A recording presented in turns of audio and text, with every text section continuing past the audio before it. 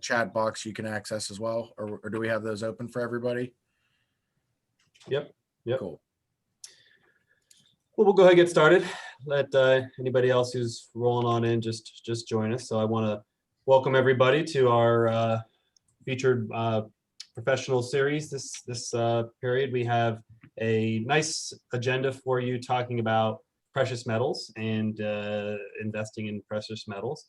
We have a special guest, Kenny Duncan Jr., who is very experienced in this area and has a very successful coin store in Houston, Texas. And Kenny and I have known each other for many years now, and thought it'd be nice to bring his expertise in. And we will, like Joe mentioned, have an opportunity for everybody to answer any questions. And also this will be recorded and put on our website for anybody who was unable to join us live. I know a lot of people end up watching these throughout the week on the website as well. So Kenny, thanks so much for joining us. Really appreciate you having us here. If you maybe want to just give like a quick 30-second background on your background and kind of what you do. Yeah, sure. Josh and Joe, thank you guys for having me. I appreciate the invite. Flattered that you would think that I could assist here in this. I do own and operate U.S. coins and jewelry here in Houston, Texas. We are the largest coin shop and bullion dealer in the city of Houston. Trying to take over the state, week by week, day by day.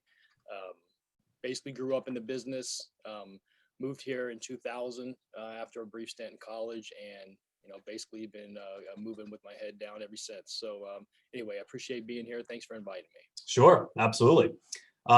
I got a whole long list of questions here, but feel free if anybody wants to move it in a different direction. That's certainly fine. I think this topic in particular over the last 8-9 months or so has really increased in conversations with clients in general, and just with people, I think, in particular since the pandemic and lots, volatility in the markets. The precious metals in general, I think, have increased in their awareness on the news and on the media, especially with just kind of the economic environment we're in. Questions around the valuation of the dollar and inflation and a lot of various topics that typically then lead to questions and discussions around precious metals. So I thought this would just be a good conversational piece and topic for our clients and anybody else who's watching the webinar or will watch it, to just get a little bit of a better understanding of some of the challenges that come with precious metals, some of the details that are oftentimes unknown. Kenny, what do you find as a bullion and coin dealer? What do you find are the most common types of precious metals that people typically invest in? So gold and silver predominantly. I'd say it's a pretty even 50-50 split with our customer base between the two metals. Platinum would come in a distant third. I think the deal with platinum is it's not as abundant as a silver or gold is. The mining, the actual development of the metal takes a little bit longer to actually get into form to sell it in a bullion state.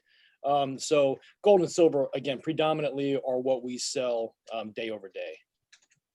Yeah, absolutely. And I know that there's other types of metals that people can buy: palladium and rhodium, copper, and all the platinum metal group, all the PMG metal groups. They start to get interesting because when they're mining for platinum and palladium, rhodium is a byproduct of the two. So as you're mining for, say, palladium, you might hit a deposit where some rhodium could be found. And I don't know the exact science or the ratio, but I know that rhodium's couple hundred times rarer than the other PMG groups. And it's very hard to stabilize to put into a bar form. There's only been a couple mints that have been able to do it. Mm-hmm. So just recently, yeah, you could buy rhodium in a bar form as of the last 5 or 6 years. We were actually tabbed to be the largest wholesaler in the country for them. Mm-hmm. And it fell through with Baird, actually. So interesting story, but yeah, we do sell some of the other ones too, but gold and silver #1. Yeah, I mean, historically for hundreds of years, I guess, maybe thousands of years, I suppose even gold and silver have kind of been the primary currencies for precious metals. What types of ways can people invest if they do choose to in precious metals? What are the different options that are available? Oh, you've got coins, right? I think that's probably the most common. I think also too, when people think of in terms of bullion, they think of ingots or bars.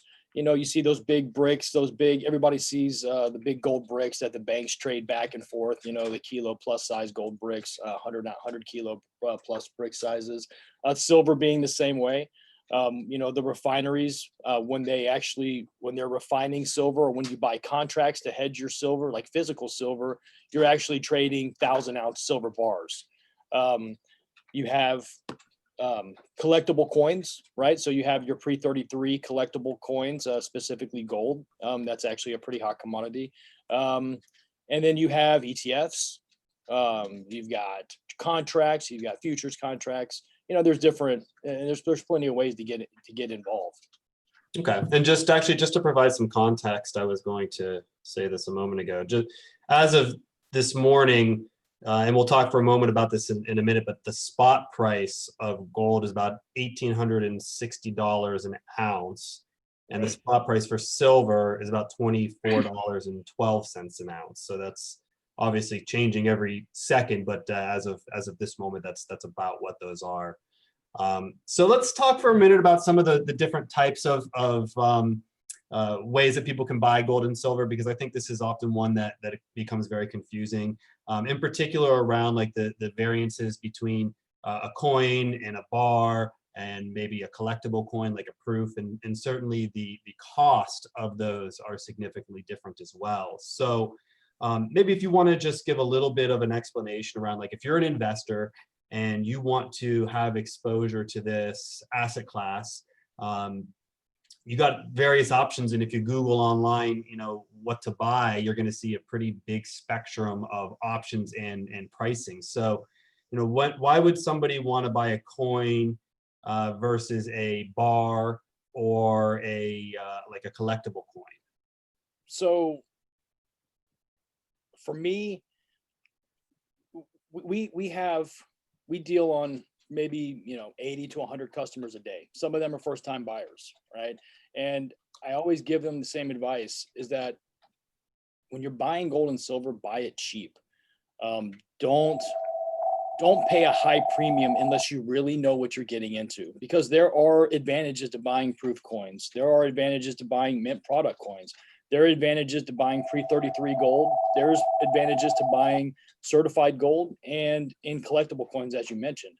But when you're just getting your feet wet, I say buy the lowest premium first. You know, basically lower your, and I say visibility, but lower, you know, basically try to minimize your downside by buying as close to the spot price as you can. And it's a very easy way to understand what's happening. You can go to Kitco, or you can go to my website at any time, and you can see what the live price is. We will buy pretty close to that spot price number for the metals that we sell in any market.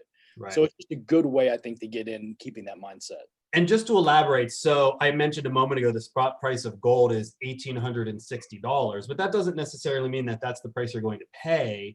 Right. If you're buying a coin or a bar, and that's what you refer to as the premium. So the premium would essentially be what you pay, the difference between what you pay and what the spot price is, right?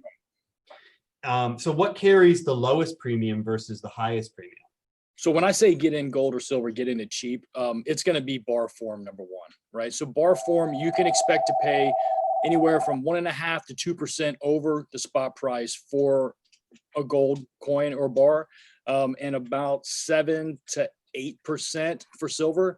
Just depends on the market. It depends on deliverability. And by deliverability, I mean what's actually physical on hand at times, because as we've seen this market kind of grow and get a little bit bullish, there has been less product on the market to buy. So, you know, those premiums do adjust, but you can pretty much guarantee that you're going to pay 2 points on gold and about 8 points on silver. And just as an example, I have just a little 1 ounce silver bar here, so you can kind of see that's kind of what they would look like. This is in a plastic container, and this is kind of a very old one, but for all intents and purposes, that this would be like a kind of just a generic minted bar, right? Or they can look like this. Yeah, that would be like a 10 ounce. Now, this is a 50 ounce. 50 This is ounce, an okay. old 50 ounce vintage Heraeus bar. It's actually a pretty cool bar. So with regards to bars, those are typically printed by like private mints. Right. And Yes. if you wanted to own something that was made by a government, you'd look at more something like a coin. Right. Yeah. So the Treasury, our Treasury strikes U.S. Silver Eagles. They issue them every year, along with a proof version that you spoke about earlier. So yes, there are, again, advantages to buying from the mint directly, and you can get silver and you can get proof Silver Eagles from them directly. And certainly they're going to carry a much higher premium, right? They are, yes. And sometimes it's worth it and sometimes it's not. And that's kind of where I say that always kind of proceed with caution. When you're buying it cheap, then, you've got less downside. What size denomination do you typically recommend that people look at? I mean, of course, price is going to come into play at $1,900 an ounce. Buying gold in particular can become, very expensive. Right. But is there a benefit to various quantities to purchase? Yeah, so I always say, try to buy 1 ounce. I think at the end of the day, it's the easiest to trade. And you always know that you're going to get a fair premium for a 1 ounce piece, as they are the most popular. And I guess it comes down to what type of investor you are. If you've got plenty of storage, then you can buy 100 ounce silver bars at a cheaper premium and you can store them, where some people maybe not have that storage or feel as comfortable storing those pieces. And then, like you said, with gold, 10th ounce gold Eagles are probably the most popular, but they also 1/10. the 1/10, yeah, the 1/10, but they also carry the most premium, right? Because not everybody can get involved at gold and silver at at gold at $1,900. So they have to buy fractionals, and that's where we come. That's where we get that 10th ounce coin from. Right. Okay. So although it may be cheaper, the price relative to spot would be more expensive because it's a lesser quantity. I'm sorry, can you say that again? So like if you're going to buy a 1/10 ounce of gold, it'll be less expensive than a 1 ounce piece of gold, but not by just 1/10, because the premium would be higher. Correct. Yeah. So say, for instance, right now we sell 1 ounce gold Eagles for 5% over. Our 10th ouncers are around 20%. Okay. So you're taking advantage of it at a lesser price, but you're paying a lot more premium. Sure, certainly. You mentioned storage. That's a question that I think comes up a lot. If you're going to invest in stocks or ETFs that are related to gold or silver, certainly you don't have to worry about storage. Those are custodied, as any other brokerage asset is. But what do people do with the metals that they buy? Well, and that's a good point. I think that's a question that grows daily. It's a business model that we're looking into actively. How do you store these metals that you are stockpiling, right? At $20 to $30 silver, things get more expensive. Your exposure gets higher. Your insurance that you cover on certain items, it obviously is going to grow. So you have to start thinking strategically, where are you going to put all these things? Are you going to put them in the bank? Are you going to put them in the safety deposit box? So yeah, that's the age-old question. Where do I put this stuff? In Texas and in Houston specifically, I don't think it's as big as a question, because there's a lot of property. People have a lot of, there's a lot of space in Houston. Houston's a very large city, square mileage wise. People have a lot of options for big purchases. But we've done a lot of deliveries to banks, obviously, to safety deposit boxes over the year. So that's the most popular. Okay. But it's definitely, I'm telling you, that's going to be a deal. Storage is going to become a bigger problem. Sure. Absolutely. And I know, like, a lot of folks who may have gold or silver stored as more of like an emergency reserve were concerned during the pandemic when banks closed because they couldn't get to their vaults. And obviously that didn't become a significant issue, but I know that that may diminish some of the benefits of holding physical metals if you potentially could lose access to them. So a challenge. I know that challenge can certainly be overcome with something like an ETF. So maybe we transition to talk about that a little bit.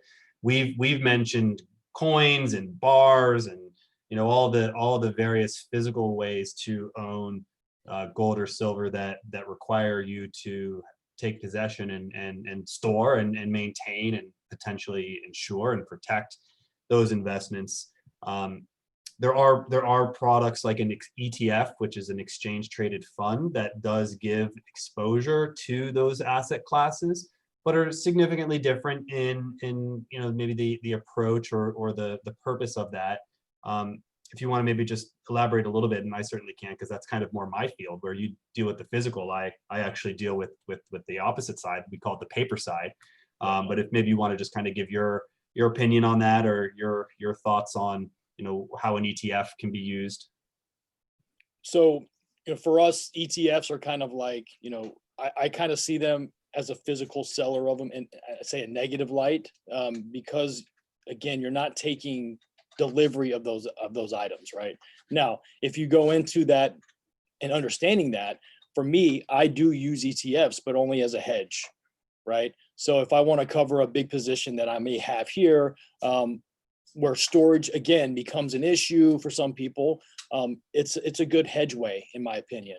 But again, I don't know if there is enough metal to cover these positions, and that's one of the things that I'm not a huge fan of. But again, there are some positives that we can take from ETFs. And just to kind of explain that a little bit more, so what you mean by not enough metal to cover those positions are, in theory, if an ETF holder were to trade in their shares, or of like SLV, which is the silver ETF, or GLD, which is a gold ETF, if they were theoretically to trade in their shares for the physical metal that's in the vault, they could, and potentially there wouldn't be enough ratio of shares to metals to actually cash everybody out and keep everybody else that's invested liquid. Yeah. It's interesting. Yeah. I think Warren Buffett did that once, didn't he? That he did, and I think they kind of rattled the cages for people, and actually saw a spike, with physical too. Because at the end of the day, the reason that people are buying physical are to have it. They want it close, they want it just in case. And I was going to speak earlier and give some context to what you're saying about the pandemic. When the pandemic first, started to become a thing here early in the year, the banks here in Houston were not giving out any cash. People were trying to take cash out of it to buy metals. We had people basically in lines outside to buy physical silver, physical gold. I had never seen anything like it. And people were genuinely scared that there was going to be a run on the banks, genuinely scared. So it has been, the ETF thing was kind of like, oh, I can sit on my computer and click a couple buttons and I can take a position in gold and silver, but you're not taking physical possession. And again, I think that's the thing that's going to lead people into buying more physical. But again, I can't lie. I do trade ETFs. Because it's easy hedge. It's just, it's almost too easy. Sure, absolutely. And one of the pros of the ETFs, I'll just kind of discuss, being that that's a little bit more on our side, is potentially you could have significantly less of a spread between your bid ask, and on the physical side, that would be more like what you buy it for and what you can sell it back to for a dealer for.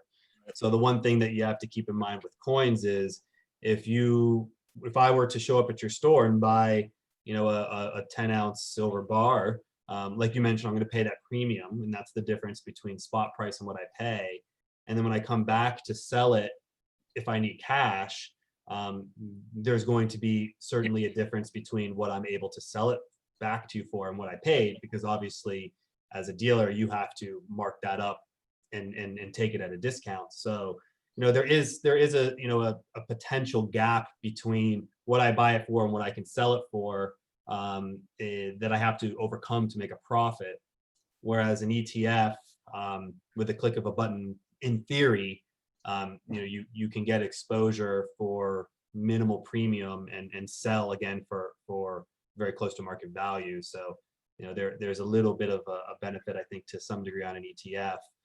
If you're looking to just trade, buy and then sell for a profit and to get exposure to those asset classes without worrying about having to hold, insure, store, and then battle this kind of premium and discount game that's associated with selling. It's involved, no doubt. Right? Yeah, absolutely. Owning physical metals, it's involved.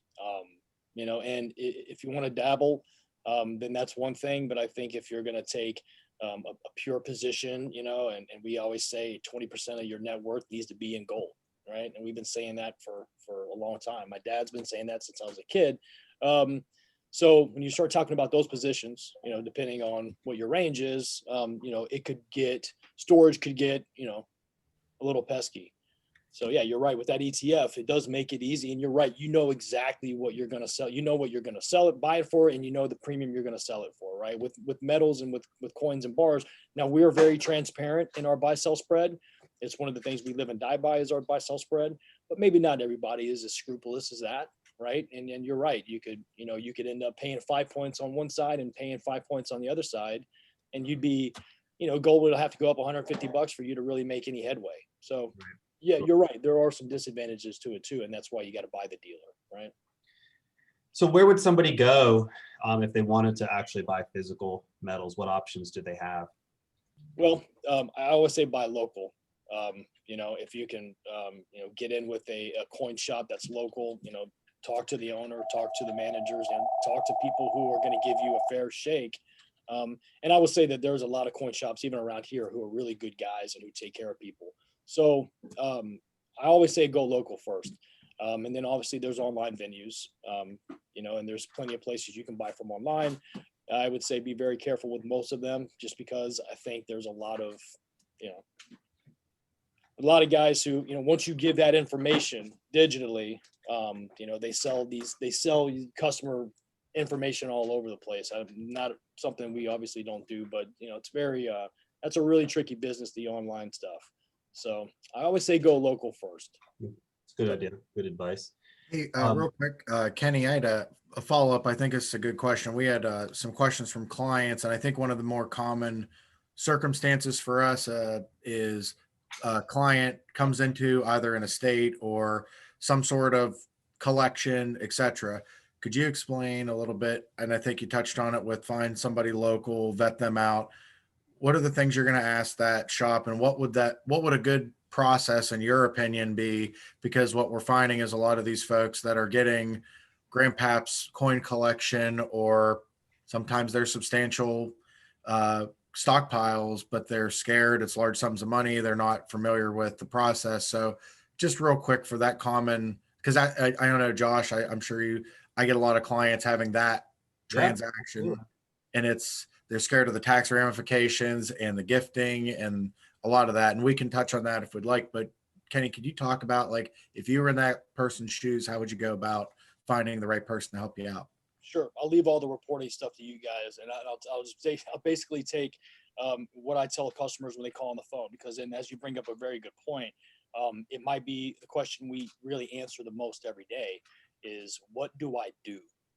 This is unknown to a lot of people, so say the grandfather had 400 ounces worth of gold, 400 ounces of gold in the safety deposit box, right?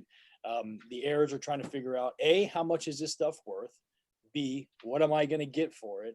C, how do I get it to you? How do I get paid? What are the tax ramifications? What are all of the questions all the statements you just made? And we tell them, just like I said before, call coin shop and ask a whole lot of questions, right? The questions you ask are, what is your buy sell spread? What are you going to buy these from me for? And what can I buy these from you for? And understand what that buy sell spread is, so you know what your exposure is. Anytime you have a big deal, really just in this market, any deal, people will fight for your business, right? It's a very competitive market. So, don't fall in love with the first place, but one thing we tell customers, use Google. I say, and I know it sounds easy, but use Google and read reviews. Read customer reviews, read ones that sound like they're true testimonials, do your research. Do not get in a hurry. Even though the metals are up and down, you want to deal with somebody trustworthy at the end of the day, no matter what the market's doing. Ask the right questions, do your homework, read reviews, call and talk to employees, talk to the owner, talk to whoever's in charge. That person should be begging for your business and give you a very fair buy sell spread that they should stick to. And always take a wire on the larger amounts. We have our customers on anything over 100,000. We submit a wire within 15 minutes of the transaction. So they sit here and they don't leave until they check funds and walk out the door. We've got a very methodical way of doing business here. I think that's one of the reasons why we've done so well, but these are some of the things that we tell anybody, because at the end of the day, we want our customer to have a good experience in metals, period. Whether it's with us or the guy down the street, we don't care. We like them. We vouch for them just as much as they vouch for us. But do your research, and if it takes a little bit longer, it takes a little bit longer. Just make sure you're doing the right research. Mm-hmm. And they could always reach out to me, and I could help them and lead them in any way that's possible, right? Absolutely. Yeah, that can be, I think, very difficult for people, if grandpa passes away and has some metals, knowing what to do and how to value them, and certainly how to exchange that into cash, and how that works from a tax perspective, and all the different variables that go into that. So I appreciate that. Joe, anything else on your end you'd want to throw out there?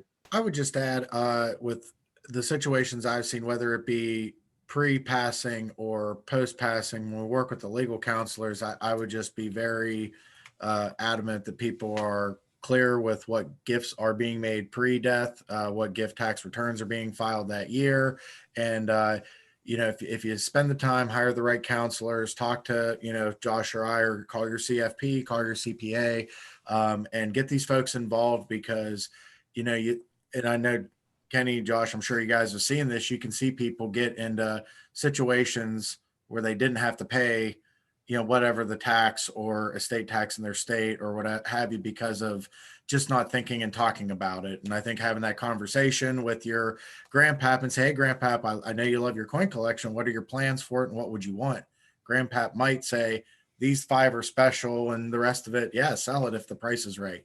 So just have the conversations with family, and it doesn't have to be money. I just have a proactive conversation. I think saves a lot of heartache and headache in the end. So, and to add to that, to even bring up a point, and then you brought up another good point there, Joe, is that there are also some coins that are not reportable, right? So, if you bring me, 100 Krugerrands, then there is some reporting that has to be done here in my shop with the government.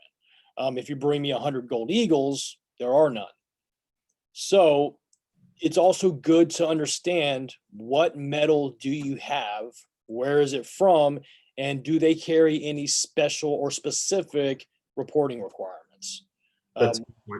One thing that we educate our people on as much as we can.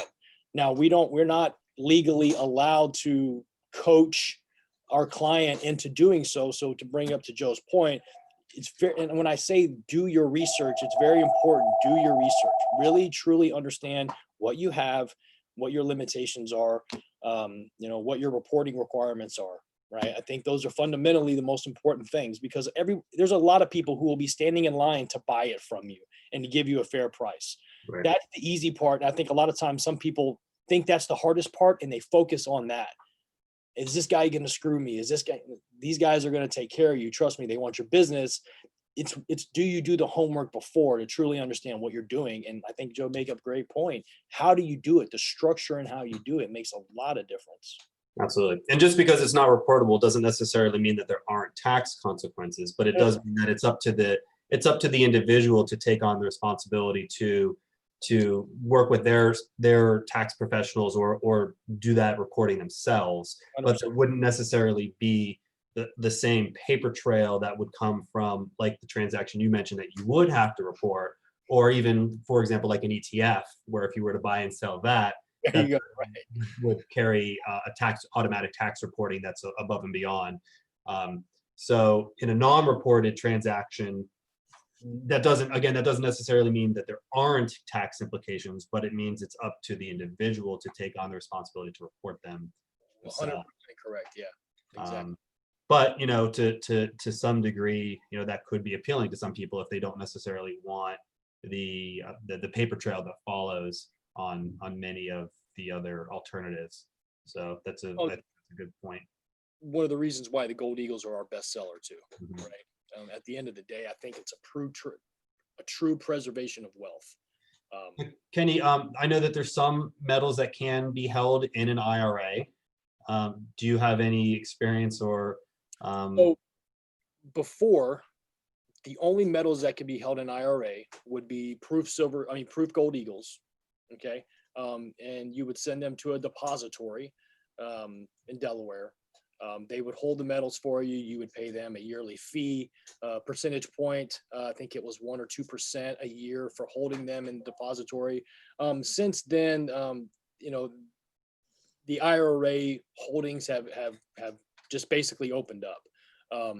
And I think I personally don't partake in that business, to be honest with you. So I can't go into a very in depth too much.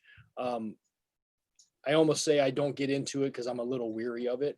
I don't like all of the fees that are imposed for the customer. There are no fees for me, but it's the fees for the customer.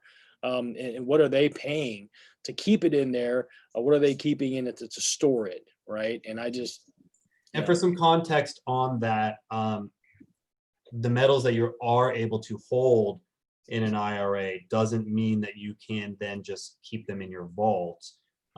There's a lot of regulation around the custody of those metals. And that's essentially, when I say custody of those metals, that's essentially like how they're being stored. And they have to be stored at a official custodian that takes possession of those metals for you and then keeps records of deposits and withdrawals. And that's kind of how the IRS permits them, because they're not actually in your possession. And then, as you mentioned, for that, of course, there's extra fees and expenses for the record keeping, the insurance, the storage, the custodying of those assets. So, and overall, Josh, the reporting, I'm sorry, and I hope I'm not stepping out of line here, but I don't like that part of it. I think that buying precious metals is something that you should be able to do privately. You should go there, you pay your premium, you put it in your safe or put it wherever, and you need it, you have it when you need it, right? I think I don't know. Anyway. and certainly in an IRA, there's a significant amount more of reporting. Why don't we turn it to any questions that anybody may have? I think one just popped up here, so let's see. Okay, so this is a good one. How can a buyer of physical gold be sure he is getting what he paid for? And actually, I think this is an excellent question, because especially these days with China in particular, there are a lot of fakes and concerns with that. I remember reading just recently, China had acquired or sold like hundreds of millions of dollars of fake gold bars. And I mean, this was literally like this year. And it was discovered that they were fake. So Kenny, as a consumer, how do you know that you're not getting ripped off? So I think it was in 2008 when gold started to make its way up from the $400 range. Okay. Gold was in the $300-400 range for a long time. It started to edge its way out during the Obama administration, and it just broke out. It went up to $1,700. In that time, we were buying more gold than we ever have. We invested in spectrometers, okay, which are basically X-ray gun for metals, right? We invested in thermoscan guns that would thermally test metals. We invest in every high-end piece of equipment we can to ensure that the metals, not only do we buy over the counter from people, but also the metals that we sell. So everything that we buy and everything that we sell gets scanned at least twice to verify its authenticity. We back our metals with every guarantee, but the best guarantee is that we've been in business for 35 years and we just keep kicking butt. So I would always make sure that, you know, whatever company that you do end up doing business with has this type of technology, and a lot of them do. And believe it or not, even though that you read a lot about fake coins and this and that, and it sounds like it would be easy, it's really not. The fake coins, they don't really look that real. If you are skilled in the trade and you understand what you're doing, you can spot them pretty much a mile away. And then obviously they don't shoot well on a spectrometer. We've bought, or we've had offered to us maybe 5, 10 coins in the last couple of years. So it hasn't been a lot. And especially for Houston, you would think that it would be rampant, and it's really not. Because again, you know, it's just as scary for the person to come in and try to pass one, you know, kind of like a fake $20 bill or a fake $100 bill. You know, it's a pretty big fine, and it's illegal, obviously, to the fullest extent. So it is. So I think the biggest protection there is buy from a reputable source. Don't be going on Craigslist or maybe even eBay to make your purchases. Buy from a company that has more to lose than benefit by selling you something fake. I guess that also does lead to another kind of sidebar, which is this whole business and industry around coin grading, which to some degree could provide some benefit for authentication, but of course that may carry a higher premium. Any thoughts to coin grading? And just as an example, like I brought one. This is just a silver eagle. And this was graded by a company called NGC, and it comes in like this protective sealed plastic slab here. So, you know, if you were a consumer and you were purchasing something like this, you may have a little bit more confidence that this is real because a third-party authenticator took the time to make sure of that and then put an actual grading on it and then sell it. And you're of course going to pay more for that potentially, but maybe it does provide some protection for people who are concerned about authenticity. Any thoughts, Kenny? Yeah, so it definitely, it does provide. NGC obviously is a very reputable company. The two grading companies that we actually recognize and that the market recognizes is PCGS out of Newport Beach, California, owned by Collectors Universe, which is traded on the NASDAQ, and NGC, which is also a global company that's based out of Sarasota, Florida, and they are very reputable as well. We carry all of their products in our store. I do think that when it comes to bullion, you don't spend the money on certified bullion. I think in some cases it's okay if you can buy it right, but I think that if you're buying it from a website, generally you'll be paying a premium that you might not ever get out as far as the intrinsic metal is concerned. And then again, those spreads are very, very open, needless to say. So yes, third-party grading services are a great way to authenticate coins. The two we mentioned are great. But when it comes to bullion, I think we go back to what Josh said earlier. I think is you stick to your dealer, know your dealer, know who you're buying it from. And kind of follow up to that. So let's say we have a couple of clients and they trust each other. They believe that they have a transaction that they'd like to do. Could they come to a shop such as yours and say, hey, can we pay you a premium to certify and work this deal out for us? Is that something that shops will do from time to time, or? Good question. Yeah. So we are actually, we are PCGS members and NGC members. We do send coins out for customers. So say for instance, like you said, Pawpaw has a great coin collection, and he collected in the 60s. In the 60s, the certification companies weren't around.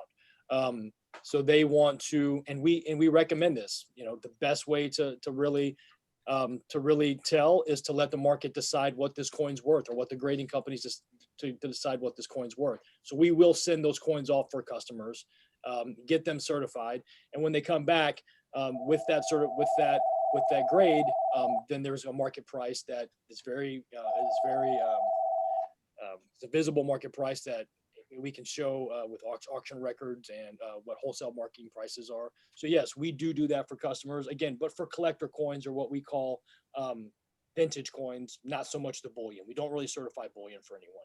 Right. So that kind of blurs the lines between what would maybe be considered like a numismatic coin that carries some type of collectability versus more of an investment grade coin that is really more purchased for the weight of the metal, the underlying weight of the metal, rather than the possible like rarity per se.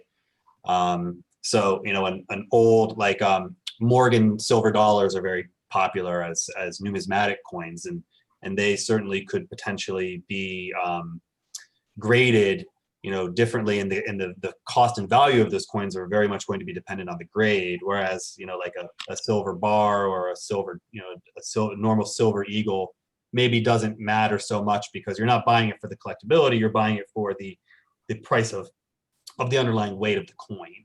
And say, for instance, this coin right here, this is just a BU Morgan silver dollar that we paid $35 and selling for 40.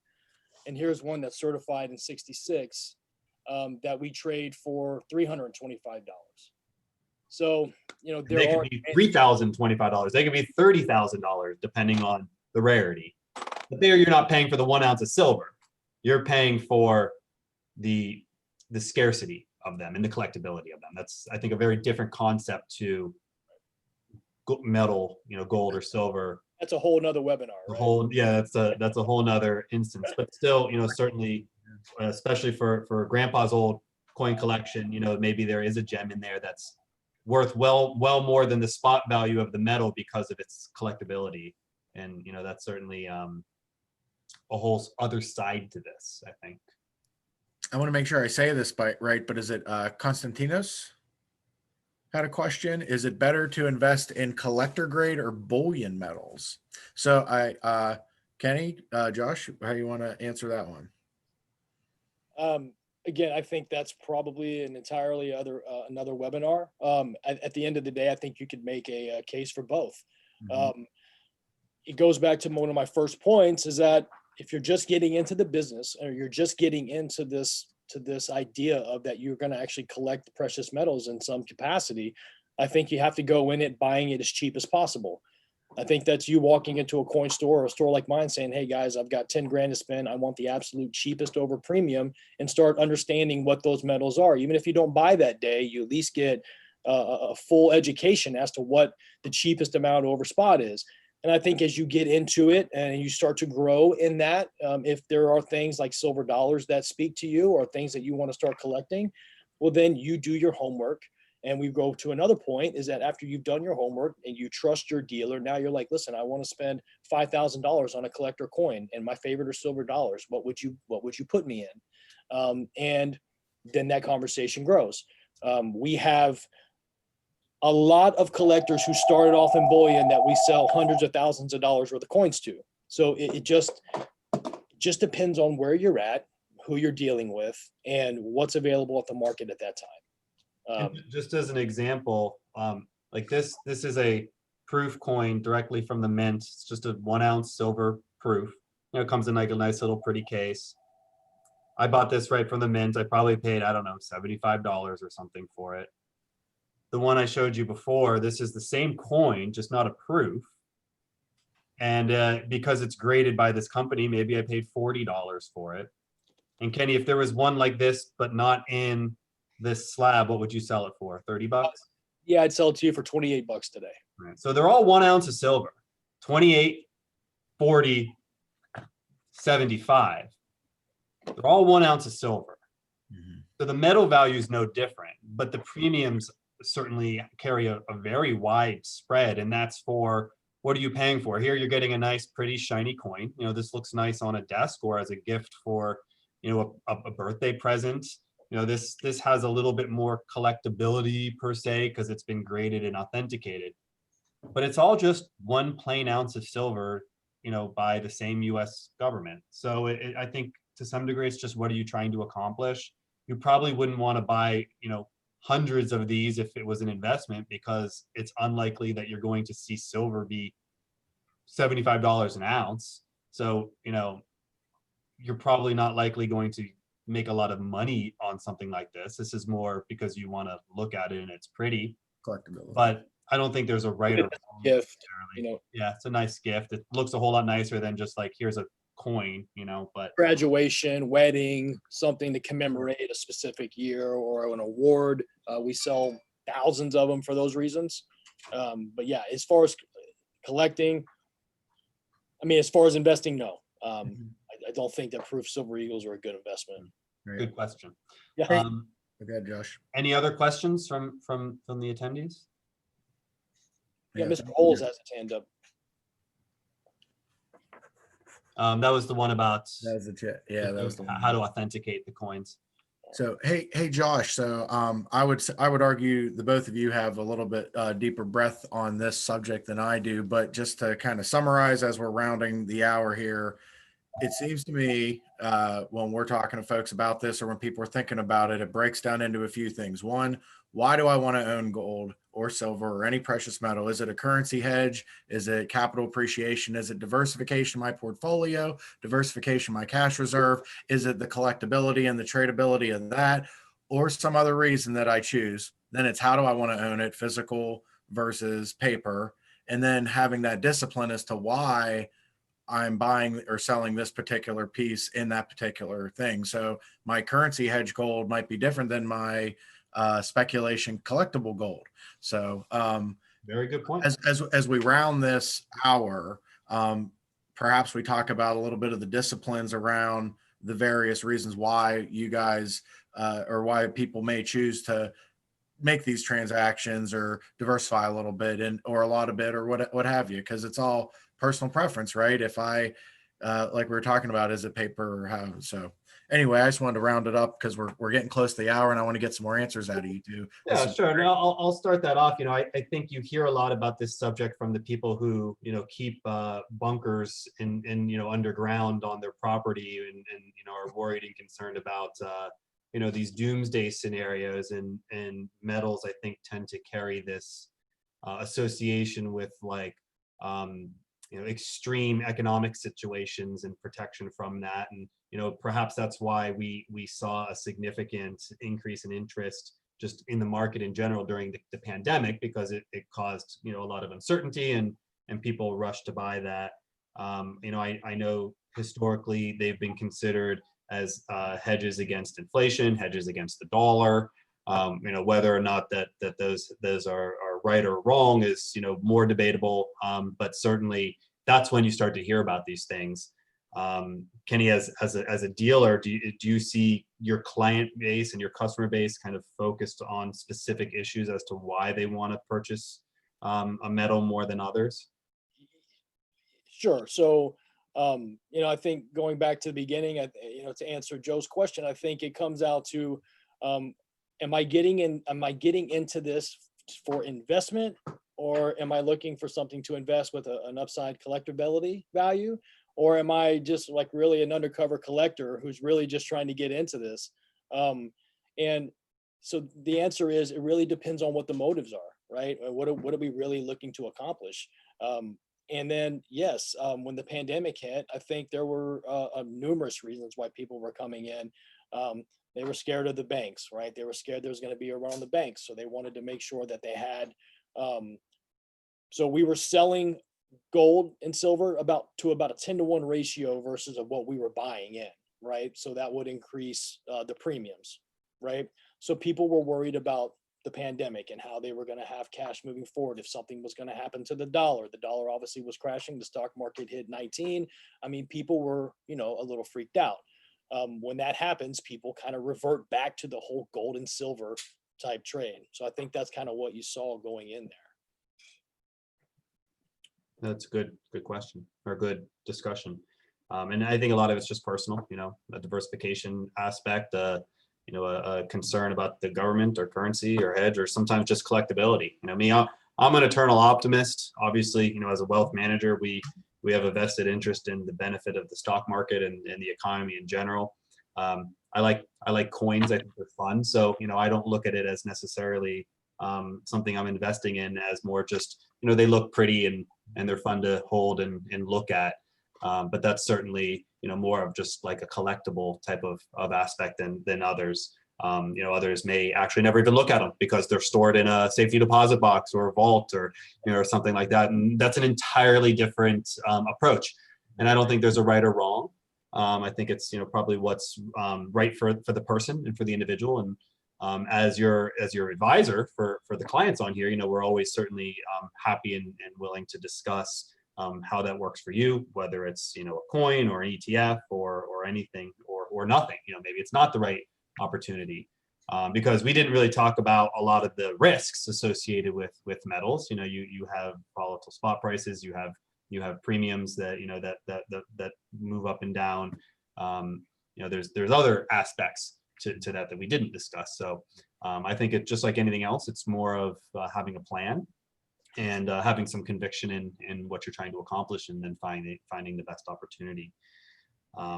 Any other questions?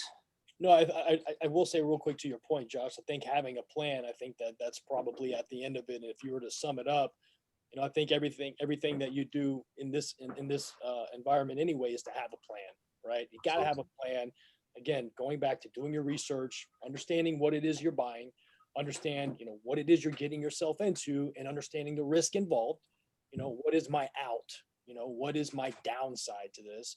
If the metals do in the volatile market go down 20%, what can I expect to get for these metals, right? So I think that's that's kind of what we tell everybody, have a plan. So I think that was a really good point to sum that up. Yep. To that end, guys, I do appreciate those comments, and I think that we've laid out a lot of quality points as to how to stay safe and avoid some of the risks, right? All of our jobs is to help folks avoid risk in any way we can and help them get to the end goal. And I think that it all starts with a conversation. And as fiduciaries, Josh and I make sure that when we hear what you're saying or what people are saying, we're trying to find the best solution for folks, and everybody's problem and, you know, concerns are valid yet different. So like we talked about, there's a whole lot of ways to own this stuff, to why you would own it, to how you would own it, and what our strategies are around it. But it all starts with a conversation. I think I really appreciate this. I think we all learned a little bit, and a lot of it in some cases. And man, you guys really have had a lot of good things. Just real quick summarizing this. So the one thing I did want to touch on that, if you do want to go to your local broker or somebody like a Kenny, or contact Kenny, buy, sell, spread. You want to shop a couple of places just so you know what the various local folks are doing. And then if you're going to do a large transaction for some reason, I would call it a qualified intermediary like a Kenny, and use a wire for large amounts. So that is commonplace in this industry, it seems like. So I took a lot away from those points, and we have folks all the time are dealing with this type And of just stuff. trust, you know, like in our business, our clients trust what we do.